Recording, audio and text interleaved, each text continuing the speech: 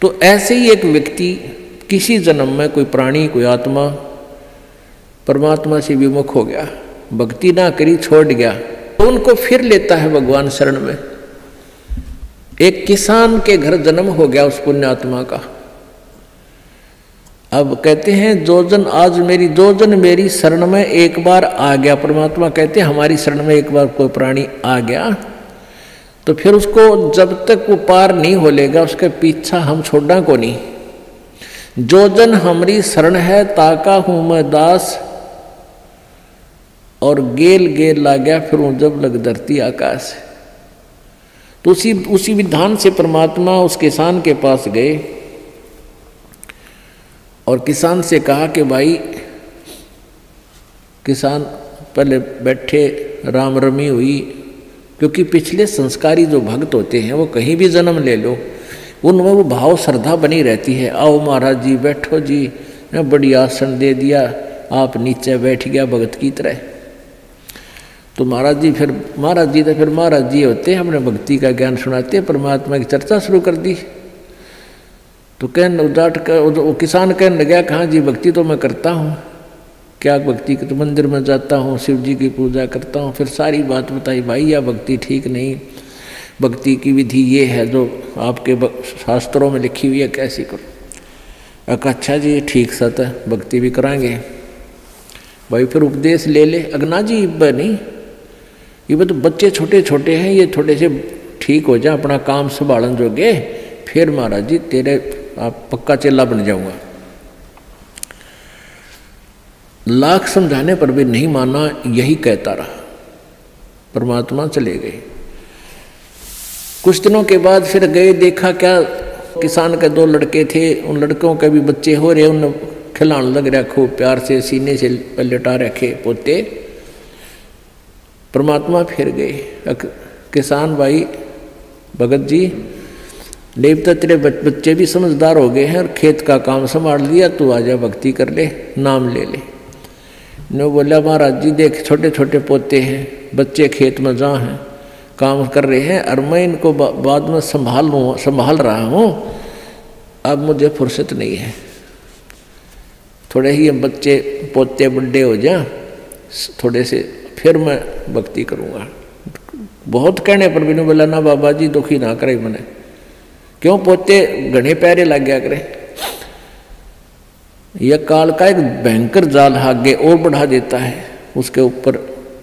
अब बेटे तो उल्टे बोलने को धमका दे, कोई खुरका दे, और वो पोते बोला करे प्यारे प्यारे, तो वो घने प्रिय लगते हैं। न बोले बाबा जी तू तो सब ऐसा ही, तेरे तो कोई लाग नहीं, कोई संतान नहीं, तेने क्या पता संसार के उसका है, कह दिया भक्ति कर ले, भक्ति नहीं होया करे, पोते बड़े हो लेंगे फिर बात करूँगा तेरे से, फिर जरूर नाम ले लूँगा, पक्की बात हो रही। नो टाल टूल दिया। अब 4 साल के बाद फिर आए परमात्मा संत जी रूप में। तो घर आके पूछा कि भाई तुम्हारा वो कहाँ गए तुम्हारे पिताजी दादाजी।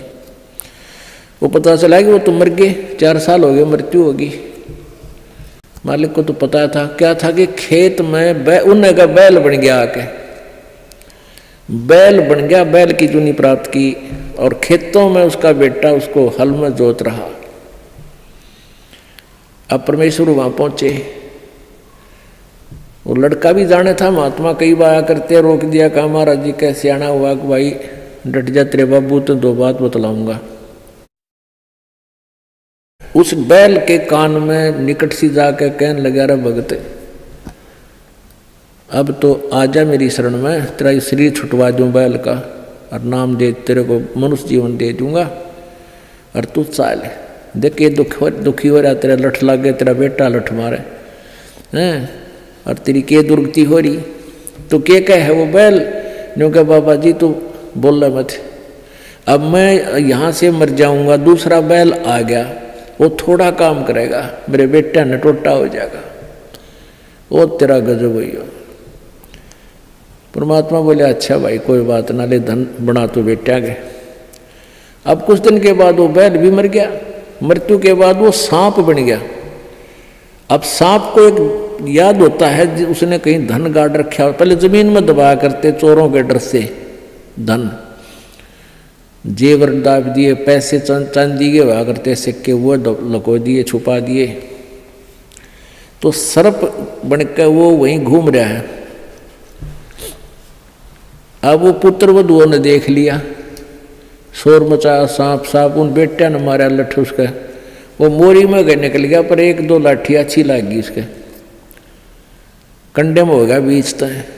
वो सहज सहज धीरे धीरे सरक कर बोझड़ों में, झाड़ बोझड़ा में पड़ा। जब परमात्मा गए, कहाँ सुना भगत जी, अब आओगा मेरी शरण में?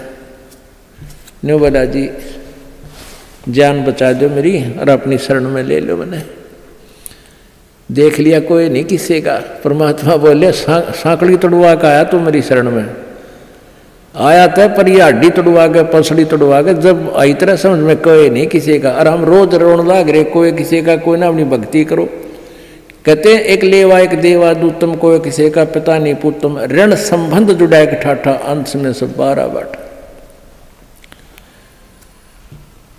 तो परमात्मा इतने दयालु हैं, फिर उसको शरण में लिया, दोबारा मानव जन्म दिया। आगे देखो सूत में होगा कि ना, फिर वह बीमारी शुरू कर ले मन माने। तो ऐसे दयालु है परमात्मा, पुण्यात्माओं। ये मनुष्य जीवन बार बार नहीं मिलता, और ये ज्ञान नहीं मिलता।